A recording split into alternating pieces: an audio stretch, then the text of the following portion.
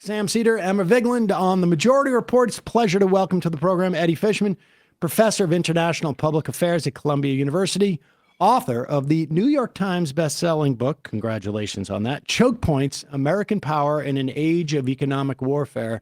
Eddie, welcome to the program. Sam, Emma, thanks so much for having me on today. Of course. Let's just start with, a little rudimentary. And we should say your book is a history of really the past couple of decades worth of what you would call economic warfare. Let's just start, though, with the concept of choke points. And then I want to go back a little bit prior to, sort of like the antecedent to your book. And then we'll go through sort of some of this history. But just broadly speaking, so that people understand choke points, what does that mean?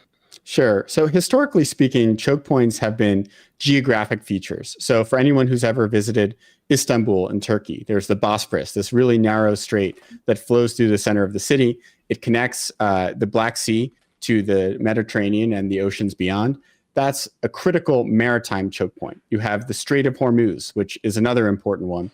Historically, these choke points have been important because you have large numbers of resources, whether it's oil or food, that go through them every single day. And so if you cut them off through a naval blockade, you can really inflict quite a bit of economic damage on another country.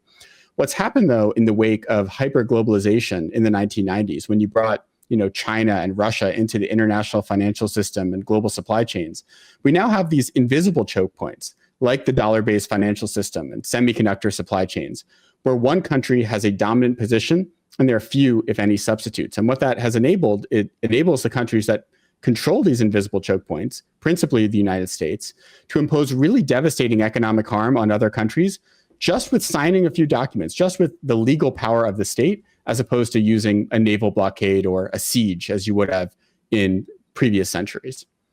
It's interesting, and it's one analogy. I think it was Wrecking Detroit. There was a book about some of the labor fights on the Big Three, and how they wanted to move. They wanted to do instead of ready in time delivery of products, they wanted to back them up because they were finding that these small shops of union workers could literally shut down the entire production line by, saying we're just not going to do these ball bearings, and then everything would freeze. And so we have a similar dynamic here, but it's more like on a financial level. So let's go back. What was it? This notion of globalization, how did that change the structure of things? And how much was that a function also, or what role did the end of the Cold War play in that?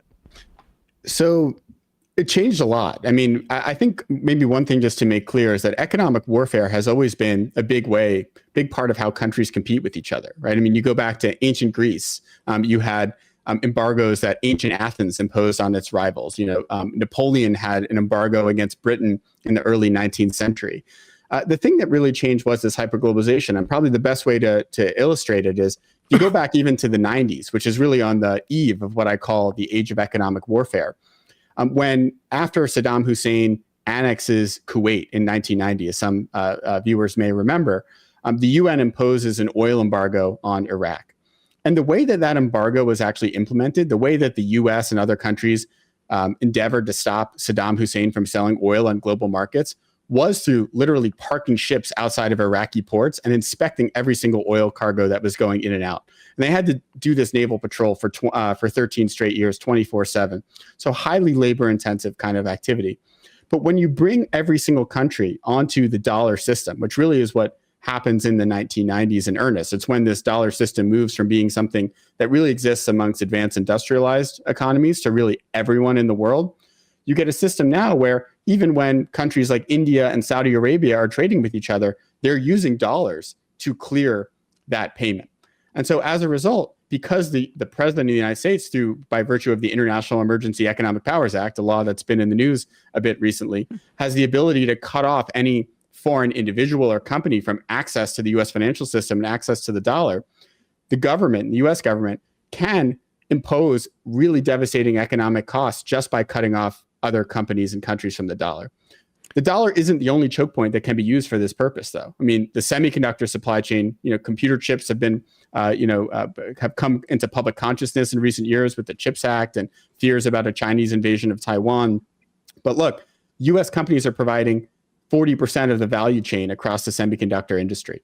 And so if you're cut off from the ability to use NVIDIA designs or software from companies like Applied Materials, the US can also really cut off your ability to access the best-in-class computing technologies. And that's what has really been at the heart of this US-China tech war in the last 5 to 10 years. And so the US does control the most important choke points today, but in emerging industries like clean technology, it's actually China that's the dominant player. And as we're seeing right now, being cut off from things like rare earth minerals in the US, that can impose quite a bit of pain on American companies as well. All right, and we're going to work our way up there. Just like relative, because I mean, I remember that embargo on Iraq, and it is I guess really sort of like another way of saying this, a much more blunt instrument in that era than this era now, far less targeted, because much of the suffering at the end of the day was borne by the Iraqi people. And the theory being that, I mean, theoretically, this is going to create domestic trouble for Saddam and is going to influence his decision-making, which is sort of, spurious, pretty spurious. I mean, it wasn't terribly effective, and it was very effective in harming innocent Iraqi civilians. It's much more, and broadly speaking, then we can go through some of the examples, but that you walk us through over the course of the next 20 years. But much more targeted in some ways. That's right. Look, I think if you're thinking about naval blockades or sieges, right?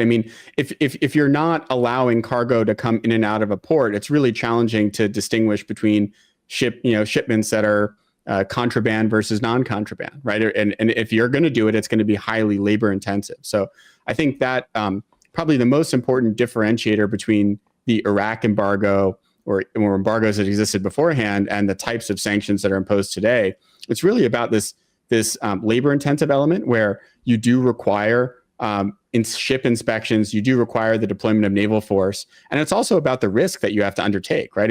Even that Iraq embargo, it wasn't something that was being executed by Treasury Department officials or State Department officials. It was really the Pentagon, right? It was U.S. naval officers who were implementing this embargo.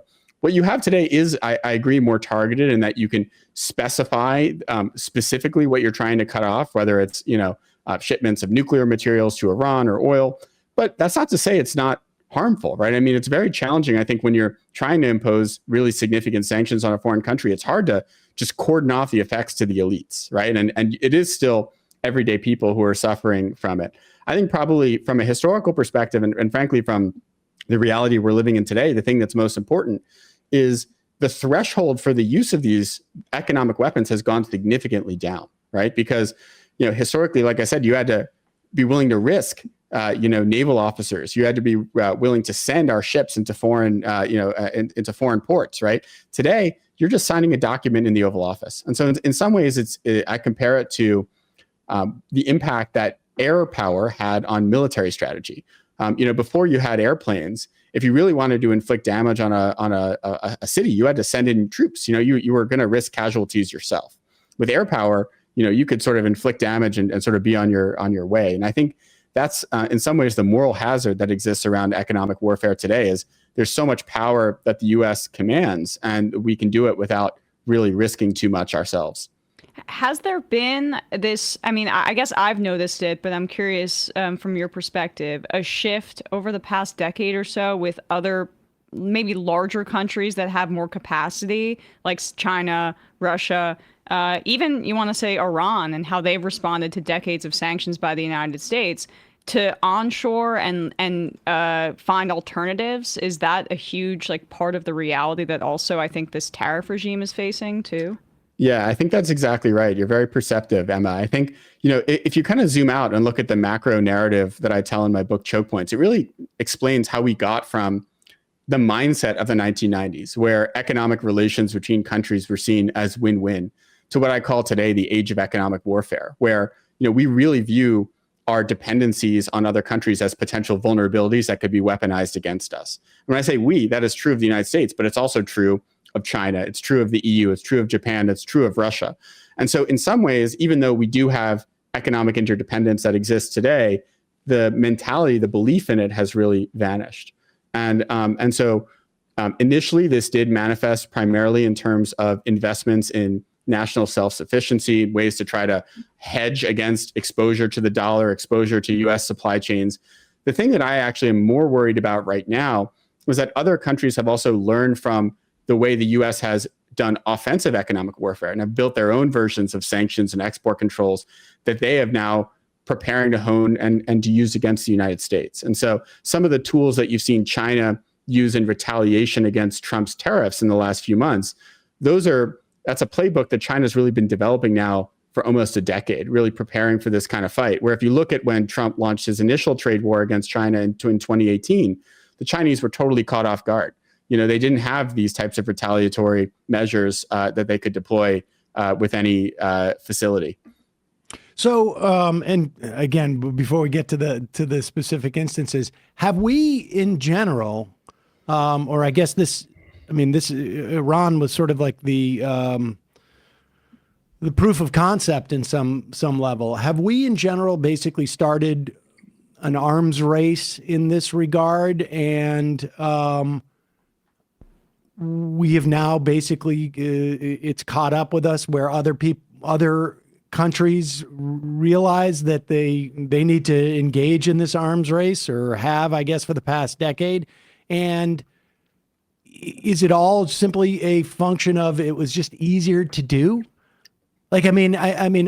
Obviously, it's just the threshold is lowered, so the opportunity to do it becomes greater. Yeah, the answer to whether we've launched an economic arms race is yes. That is very much underway right now. You see it in terms of, like I said, China passing new laws that they've instituted in just the last few years to be able to impose sanctions on foreign companies. And just in the last few months, they've imposed sanctions on major U.S. companies, including this company Skydio, which is the biggest drone manufacturer in the U.S., which now every single one of their customers only gets one battery per drone, because they've been dependent on China for batteries. They've imposed sanctions on PVH, the apparel manufacturer. The EU, by the way, has also built out its economic weapons. They built this anti-coercion instrument that they created a couple of years ago, really as a collective defense mechanism to use against China. The sort of inspiration for this was that China had come down and imposed significant sanctions on Lithuania when Lithuania had opened a Taiwan representative office in their country. And so the EU wanted a way to be able to respond collectively.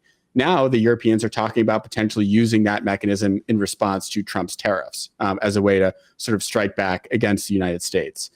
In terms of why we're using these weapons more, I think there are a few reasons. One is the creation of these choke points that I mentioned earlier that really only come into the fore with hyperglobalization in the 90s. So it wasn't really possible for us to use the dollar as an economic weapon against the Soviet Union, because the Soviet Union wasn't part of a dollar-based system, right? They existed sort of, they didn't have much interdependence with the West during the Cold War. Another aspect is just the return of great power competition, where all of a sudden we have these intense rivalries with countries like China and Russia. They both have nuclear weapons. We really don't want to fight wars with them. And so we sort of are searching for other ways to fight. And economics, is kind of the most obvious alternative to military force. I think the other one, and this is really about American politics, a lot of this is a reaction to Iraq and Afghanistan as well.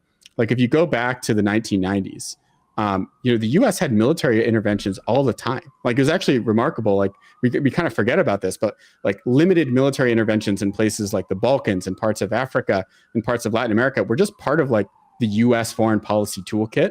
I think after the Afghanistan war in 2001, Bush's invasion of Iraq in 2003, after those became quagmires, I think the American domestic political audience lost support for the use of military force. And both parties in the US, neither of them is especially keen on using military force. And so I think in some ways, it's also a reaction to that, where you no longer really have a major political, hawkish political constituency in the US when it comes to the use of military force. And so as a result, both parties have kind of coalesced around using economic warfare.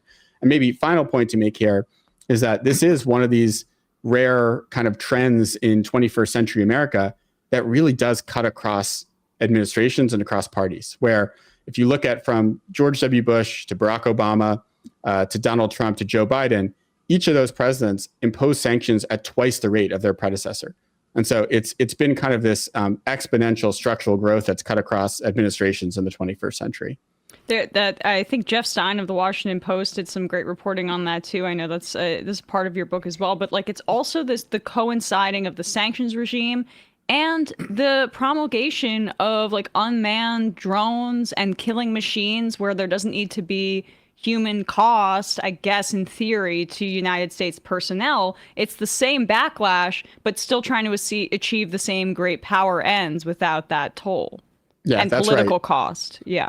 Yeah, I think there is this real like broad analogy between like air power and drones on the one hand and like the modern economic warfare toolkit on the other, which is like it's all about trying to get what we want with as minimal harm to ourselves as possible.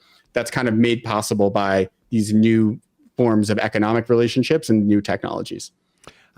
Let's talk about the Iran sanctions and it leading up to the first nuke deal that Obama was able to strike. Walk us through, was this the first sort of like big win, as it were, for foreign policy? And then I want to talk about like sort of I'm in favor of less nuclear weapons across the world. I think that we should have less too. But I want to be able to contrast that from that. That to me seems like a better our interests or a better world interests than maybe some of the other reasons why we deploy these sanctions. But just walk us through what was unique and sort of novel about that approach. Yeah, the Iran case is really important, and it winds up being the origin story of the age of economic warfare. It's why I devote a long time in my book to talking about the Iran sanctions that really start during the Bush administration, George W. Bush, and culminate in the Iran nuclear deal during the Obama administration. I think to kind of situate ourselves, it's important to go back to 2004. So John Kerry is running against George W. Bush in that presidential election. And at that time, Iran's nuclear program already was arguably the most salient national security threat to the United States. The Bush administration had launched an invasion of Iraq to get rid of a nuclear weapons program that proved not to exist, while right next door, a country that was bigger and more powerful than Iraq actually was developing an industrial scale nuclear enrichment program and a pathway to a nuclear bomb. And that country was actively supporting groups like Hezbollah and Hamas that the US had declared terrorist organizations. And so there was a real threat in the US, this real sense of vulnerability that Iran could give nuclear material to a terrorist group that then could launch some sort of nuclear 9/11. And during the very first presidential debate between Bush and Kerry, Bush was sort of in a defensive position because right before then, the Iraq Survey Group had declared that Saddam didn't actually have weapons of mass destruction. They're asked, what are you going to do about Iran? And Kerry's like, I'm going to impose some sanctions on Iran and we're going to get economic leverage and get a diplomatic solution to the nuclear program. And Bush just views this as with incredulity. He's like, we've already tried to sanction Iran. We can't sanction Iran anymore. And the mentality was, if you're going to do sanctions, it has to look like the sanctions from the 90s, the embargo against Saddam Hussein. You need the full UN to support it. You need to put, American sailors in the Persian Gulf inspecting every cargo coming in and out of Iranian ports. And that was never going to happen. We weren't going to have the support to do that. The UN wasn't going to, had no interest in doing a full embargo against Iran. And so Bush basically thought that we had no shot. We were at a dead end. But after he gets reelected, this guy, Stuart Levy, who's the head of the part of the Treasury Department that does sanctions, he remembers what Bush says, and he's like, this is a personal challenge. I need to figure out a way to get the leverage that Bush thinks we lack. And there's one day that he's actually sitting in having breakfast, sitting in a hotel in Bahrain, flipping through the Financial Times, when he reads a story about how a Swiss bank has decided to cut ties with Iran of its own volition. And Levy, this is kind of a light bulb moment for him, because he realizes maybe we don't need support from the UN. Maybe we don't need to deploy the Navy. I can just go around and talking to bankers in places like London or Frankfurt or Dubai, bring with me declassified intelligence showing them how their banks are being used to funnel money into Iran's nuclear program, and persuade 9 out of 10 of them just to cut ties with Iran of their own volition. And the 1 out of 10 who don't agree, I can threaten to cut them off from the dollar and basically say either you cut ties with Iran or you lose access to the dollar. And so that strategy of sort of government to business diplomacy that is pioneered by Stuart Levy in the second Bush term. Levy, by the way, is reappointed by Barack Obama, so he stays into the Obama administration, winds up leading to Iran becoming completely isolated from the international financial system, eventually leads to us sequestering Iran's oil revenues in overseas escrow accounts, and gives us the diplomatic leverage that we need to actually get the Iran nuclear deal. And so it's a new form of economic warfare that is pioneered against Iran. It does lead to a diplomatic resolution to this what had seemed like an intractable problem. And I think it leads to really a consensus in Washington that we have this incredible economic power that we can then use against other countries as well. How much was the things like the TPP, which was, being developed concurrently, how much was that influenced by the ability to sort of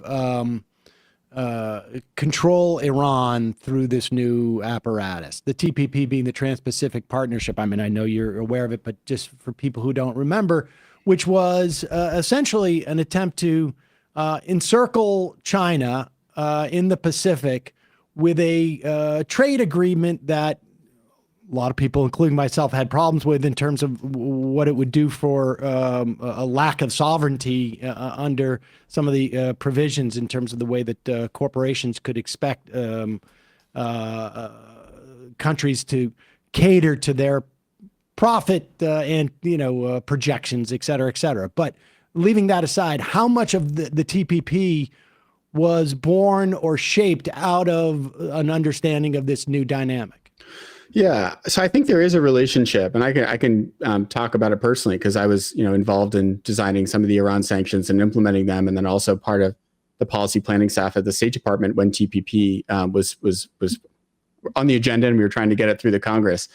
So, look, I think the key ultimately to isolating Iran, the hardest parts were getting countries in Asia like China, like Japan, like India, to buy less Iranian oil over time.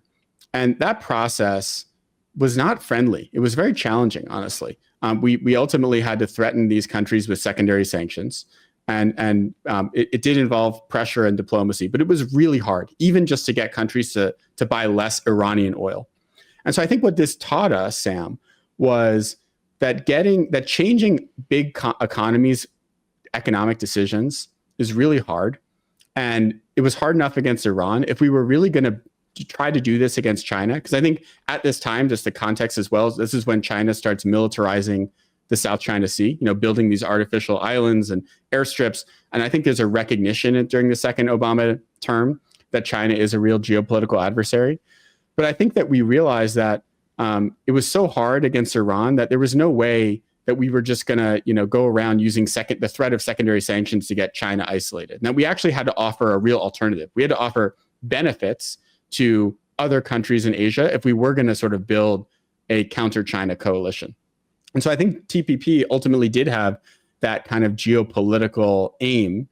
I think you can quibble about whether the substance of TPP was correct. And I think in some ways, it probably wasn't shaped in a way that would have served as effectively as it could have as a counter-China coalition. But I think it was, in some ways, the difficulties that we had with respect to Iran taught us that when it came to bigger economies, be it China or Russia, we really did need to think about building coalitions that provided the members of those coalitions benefits in addition to just using the stick. I don't want to get too distracted by this, and this is sort of outside the scope, but that you mentioned like the awareness that China was, or the sense that China was becoming a more of an adversary. I mean, that wasn't new, right? I mean, it's hard from my perspective to assess whether that was China reacting to the U.S. perceiving it as a threat or not. I mean, because I'm not convinced that the Iraq War wasn't at least in part a function of concern about China ultimately. And I can say, having interviewed Gary Hart in 2004 when he was talking about chairing a commission on the 21st century challenges, that there was a member of that commission who kept bringing up China when everyone else was saying non-state actors, and that was Lynn Cheney. And she ultimately decided not to come back after the second or third meeting because nobody was taking her seriously at that time. Liz? Or Lynn? I don't know. It was one of the Cheneys. Maybe. Okay. And I just remember the Asian pivot in terms of our military was happening in the first decade, it seems to me, of the aughts, or it was in the aughts. So, I mean, there was some of that already in the works, yes? To a certain extent. And I talk about this in Chokepoints as well. I mean, I think maybe just to go back a little bit, in the 1990s, after the end of the Cold War, the U.S. government, both during the H.W. Bush and Clinton administrations, basically makes a bet. And the bet is, if you integrate China more into the global economy, ultimately, they'll eventually evolve into becoming a more liberal country, right? And they'll become a more responsible stakeholder in the international order, right? This was, I think, a reasonable bet to make, right? I mean, the world we had in the early 90s, it really was an incredible opportunity, right? It's rare that you have an opportunity to actually build a more just, liberal, peaceful world. By the way, we made the same bet with regard to post-Soviet Russia, right? Where bringing them into the WTO, bringing them into global financial markets. Right now, there's a lot of sort of shade that's sometimes cast upon that decision. But I think, like, if we're just being honest and going without the benefit of hindsight, like, it was a reasonable wager to make. I think with respect to China, already by the early aughts, it was clear that bet wasn't paying off, right? That China wasn't developing in the direction that we thought it was, that they were actually violating a number of sort of the core tenets of the international economic order in ways that were detrimental to the U.S. Labor at the very least, if not, the U.S. economy writ large. And I think it took a long time for government policy to sort of realize that the bet hadn't paid off and to actually take that seriously. In Chokepoints, the way that I sort of think about it is, what happened was you built really strong interest groups in favor of the China sort of Chimerica, predominantly multinational corporations, big U.S. businesses, even small and medium-sized businesses in the U.S. that had grown used to importing relatively cheap goods from China.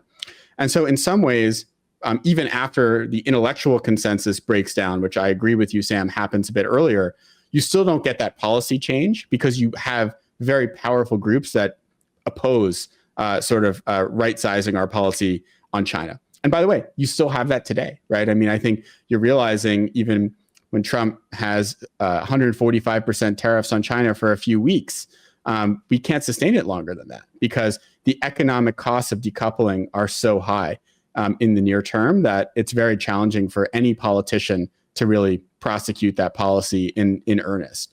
And so, I think the realization maybe happens in some corners before. I think the second term Obama administration really becomes disillusioned with China for a number of reasons, but it's really not until Trump's first term that you start seeing American policy really shift in that direction with the tariffs on China, the export controls on companies like ZTE and Huawei, that then, of course, is built upon during the Biden years as well as now the second Trump term.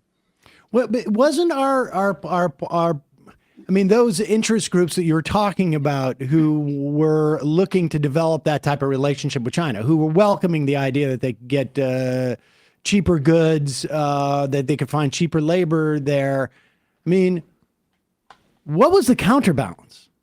Like, I mean, I guess I'm having trouble conceiving of like how that's distinct from what our policy was as a nation, because I can't see what the counterbalance is. I mean, I understand like the idea, the sort of more, I don't know if ephemeral is the right word, notion of like, hey, this could hurt domestic workers on some level. But we had already done NAFTA. We had already, without imposing the worker and environmental controls that we were supposedly going to after it was passed. Like, who is representing any alternative notion of like, hey, this might be helpful to the, certain elements of the business community and investors who are looking to invest heavily there, but whose else interest is this in? Right. Yeah. No, I think that's part of the reason why it persisted longer than it should. And in some ways, I mean, the way that it was finally undone and the consensus was sort of flipped in Washington was really through the national security argument. It was when, you kind of united some parts of the Republican caucus and the Democratic caucus in thinking that China was a threat. And by the way, the economic side of things also has national security implications, because the deindustrialization that China, to a certain extent, by the way, it's not fully responsible for this, has caused in parts of the United States, has obviously been bad for the American worker, but it's also been catastrophic for our position from a national security perspective. Because, if you're actually in the position of, God forbid, fighting a war, you need to be able to produce stuff. And we don't currently produce very much stuff in the United States. And part of that is because we allowed China to dump cheap goods in the US market and to effectively deindustrialize parts of the United States. But doesn't that fall, I guess, my pushback would be, wouldn't it fall on in the 1990s, right, when we're pursuing these policies? I mean, Russia, we could argue that Putin is the authoritarian leader that he is now, in part because of the United States flooding capital into Russia in the post-Soviet world, and then Yeltsin consolidated power, and then Putin succeeded him and never let it go. Like, there's an argument to be made that China's right now better off without our side getting in the way of like their domestic manufacturing. They've reduced poverty by some estimates so far. It's a bit of a different situation, almost a kind of a case study to a degree. Yeah, no, look, and I think in many ways the Chinese have kind of, they've viewed the collapse of the Soviet Union as like this intellectual touchstone that they want to avoid, right? And that they've been going explicitly in an alternative direction. And I think in some ways, 1989 is this interesting disjuncture, right? Where you do have in Russia, as well as other parts of the former Warsaw Pact, Eastern Europe, genuine movements toward democracy, right? I mean, they actually wanted to move in a democratic, liberal direction. Whereas in China, that's when you had Tiananmen, right? It's when democratic reform was kind of snuffed out at the point of a gun. And so, yeah, I mean, that was a disjuncture. I think the Chinese feel in many ways vindicated by the path they've taken in the 90s and 2000s. They didn't face much pushback for some of their mercantilist policies that they've done until very recently. Whereas I think when you look at least Russia, there is this view that some of the neoliberal reforms that were pushed on them in the 1990s had really negative effects on Russia. Undemocratic effects, right? So my pushback just is on this notion of conflating, in my view, capitalism and democracy here, because so much of our sanctions regime, so much of our economic warfare, I mean, what our whole policy in the Middle East is to prop up the most undemocratic leaders possible with United States funds. And then we talk about democracy. The flood of capital into Russia made them explicitly undemocratic to this day, you could argue, right?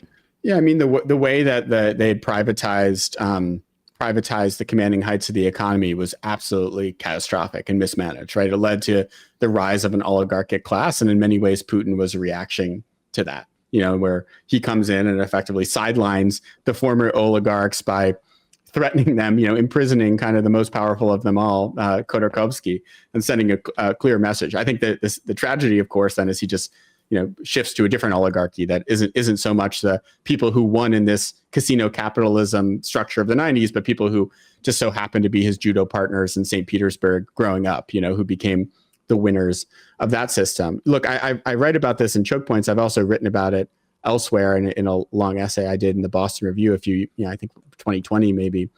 I think, in some ways it's historical happenstance that the height of neoliberal economic thinking coincides with the end of the Cold War. And in some ways that winds up being a tragedy, because that wasn't necessarily the best model for some of these developing, and transitioning countries in Eastern Europe and the former Soviet bloc.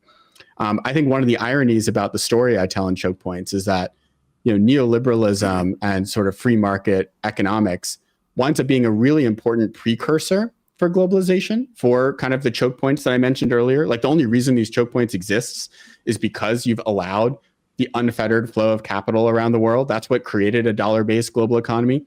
The reason you have American technology underpinning all these supply chains is because you have things like the WTO and free trade. And so neoliberalism enables the choke points to be created. And now the actual weaponization of these choke points, economic warfare itself, in some ways, it's the government reasserting control over the economy. It's taking sort of these asymmetries of power created by neoliberal economics and turning them into weapons that the state controls, both in China and in the United States. I want to get to sort of where we are now and going forward. And I don't want to litigate this too much, but the framing and have we come around? The framing of China was at least partially responsible for our deindustrialization. Wasn't it really our policies that, like, China's just operating in their, whatever they perceive as their interests, just like any other nation would? Wasn't it incumbent upon us to simply to say, hey, wait a second, we should not allow for our own deindustrialization so that we can juice our economy ostensibly with cheaper products? Yes. Yeah, we should have shifted course sooner. No doubt about that. I think maybe one thing, though, to the extent, just a caveat I'd put on the table is, a big part of the American-led order, be it the security order, like NATO, post World War II, or Bretton Woods, the economic order. A lot of it has been, the U.S. in some ways allows free riding. It allows other countries to benefit at our expense if you just look at it in a pure bilateral sense, right? But the idea was that on the whole, we're the winner because we're at the center of the system. It's actually that mentality that I think Trump is challenging today, where he's saying, actually, we really should look at everything in terms of a bilateral relationship. And if, we have lower tariffs on some developing country than they have on us, then that's unfair. That has not been the mentality of any U.S. administration post World War II. It's always been that we accept a little bit of asymmetry in exchange to benefit more broadly. And so where do you think we go from that? Like, what are the implications in this instance? I mean, we have these choke points on some level. And I don't know if Trump is conscious that he's doing this. Like, the idea of fairness seems, sort of, I don't know. It's like, that's a conversation I have with my 12-year-old son. Like, yeah, no, I know it's not fair that I get to say what you eat, like that you can't have 3, popsicles tonight. That's unfair. But I mean, that's just the way it is. Like, it seems the fairness issue seems less relevant than what is in our best interests. And then, there's a question of like who the our is and what we determine is ultimately in our best interest. But where does that leave us now? Like, as undermining that sort of system that we had more ability to exercise these choke points? So look, I mentioned that there has been this kind of secular trend cutting across all the 21st century presidents, where each president's been using economic warfare more and more and more over time. And so when I got to the end of writing my book, I kind of asked myself, what explains this? Like, what is the structural reason? And the way I would kind of summarize it is that the global economy is still built for this peaceful 1990s, but we're living in a period of intensifying geopolitical competition. And so fundamentally, there's a mismatch between the reality of geopolitical competition on the one hand and the reality of the international economic system, which is still highly interdependent on the other. And so one way to kind of view trade restrictions, capital controls in the form of sanctions, export controls, and tariffs is kind of this haphazard way for countries to get the global economy to reflect the realities of the geopolitical competition that we're seeing today. It's putting in barriers in place so that we're not as vulnerable to our adversaries. When I say we, again, it's the US, but it's also other countries who are doing this too. To me, there are really two different ways that this could evolve in the next decade or so. One is a global economy that's really divided into blocks. One where the US leads a block of other democratic allies, Canada, Mexico, the European Union, democracies in the Asia Pacific, whereas there's another sort of authoritarian bloc led by China, and then maybe some countries that are in between, sort of mirroring what we had during the Cold War. By the way, I don't think that's necessarily the worst outcome. That might be the best possible outcome on offer, given what we have today. But I think there's another possibility, and it seems to be the one that we're heading in, at least for now, which is one where we don't really have any privileged relationship with any country, and that everyone is sort of viewed as just a country that we can get the best possible deal with. There's no sort of permanent relationships. And then when you think about it from the perspective of an American business, when you don't know whether a given country is going to be under sanctions or tariffs tomorrow, your only logical sort of course of action is to invest at home, to do everything you possibly can domestically. This is what we call autarky, right? It's very expensive. I think it would cause slower economic growth in the United States. It would take a very long time to effectuate. But I think the thing that worries me most of all is when you look historically, this concept of autarky, the mentality that you can only have secure access to markets and resources if you literally control them and you can't necessarily trade for them, it leads to things like imperialism and conquest, because it makes you think, well, I need to conquer more territory in order to have access to these rare minerals or whatnot. And so in some sense, when you hear Trump, muse about conquering Greenland or, annexing Greenland or making Canada the 51st state, I worry that that actually is of a piece with this autarkic mindset that you literally cannot control a resource unless you plant the American flag on the territory.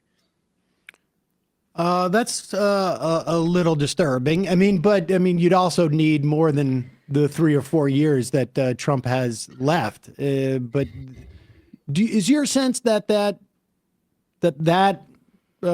perspective is broadly based in the U.S., or do we get to a point where they bring it to a point we have no other option? Right. No, it's a good question. I think the American people, I think probably if you were to poll them, wouldn't support this. And I think a lot of the thing that I find interesting, if you see pushback against Trump's agenda, there hasn't been much in the Republican caucus. But to the extent there has been, it's been against some of these sort of core pillars of American foreign policy. You see the Republicans in the Senate, at this point threatening to impose sanctions on Russia over Trump's head, basically. You're seeing some pushback against Trump's, threats against Canada and, again, threats against the European Union. So I'm not sure that it's broadly felt, but there's a lot that can change in a 4-year period. I think part of it also depends who winds up inheriting the mantle of Trumpism, who leads the Republican Party after Trump. I think there are signs that someone like J.D. Vance also shares some of these perspectives, and that he really doesn't like the Europeans. He views them as, leeches off of the United States. So I can't tell you for sure. I'd say the American people aren't there yet, but the longer you have these policies in place, the farther we get down the road. And then the final point being that the current sort of system, the idea that you would have closer allies and maybe the possibility of a democratic bloc, we're losing that possibility day by day, because our allies now all of a sudden have reason to fear us, and they have reason to hedge against their exposure to the dollar, their exposure to the American economy. And so I think that even if you were to have another shift in the next 4 years, I'm not so sure that, the Europeans are going to be so ready to throw in their lot with the US. Biden faced a little bit of that too. When he said, America's back, come on back. I think a lot of countries wanted to believe that, but they knew that, Trump was still kind of waiting in the wings, and he was still a phenomenon that they had to contend with. What do you think the geographic or competition that heated up, that's been heating up, was it completely divorced from what was happening in terms of the exercise of this new economic warfare? Or is it just coincidental? I mean, is there a dynamic there? It's a good question. I mean, look, I think that the return of geopolitical competition is ultimately like a deeper rooted a force than economic warfare. I think economic warfare in many ways is a response to that, right? It's when you realize that China is your rival, but all of a sudden you're heavily dependent on them. They're dependent on us. Our dependence on them starts to feel like a vulnerability. Their dependence on us starts to feel like a weapon that we can use against them, right? So I think economic warfare is more of a reaction to the return of geopolitical competition than the cause. At the same time, once you do start using economic warfare more and more, it actually can start incentivizing geopolitical fragmentation. So I think the use of sanctions or tariffs against allies, like against the Canadians or against the Mexicans or against the Europeans, I think that in and of itself can be the cause of great power friction, right? And I think you are seeing in some ways real decisions being made in some of these other countries that are going to be hard to reverse. The Canadians, for instance, have felt totally comfortable for the last several decades basically selling all of their oil and natural gas to the United States. They only have pipelines that run north-south, right? They haven't had pipelines to the coast because they didn't think they needed to sell to any other market. But now when they realize that, a president could say, okay, well, actually, we're going to impose a 25% tariff or a 50% tariff on you, they're investing in pipelines that are going to allow them to sell some of their energy on international markets. And once those pipelines are built, it's not like they're going to turn them off or something, So I think some of these, there is in some ways a trapdoor for some of these decisions. Fascinating. Eddie Fishman, professor of international public affairs at Columbia University, author of Chokepoints, American Power in an Age of Economic Warfare. We'll put a link at that in our podcast and YouTube description. Thanks so much for your time today. Really appreciate it. Sam and Emma, thanks for having me on. This was a really fun conversation. For sure. Thank you. Hey, folks, don't forget to hit the subscribe button and check out our daily show. We do it every day at 12 p.m. Eastern for about 2.5 hours. We even take phone calls. You should check that out.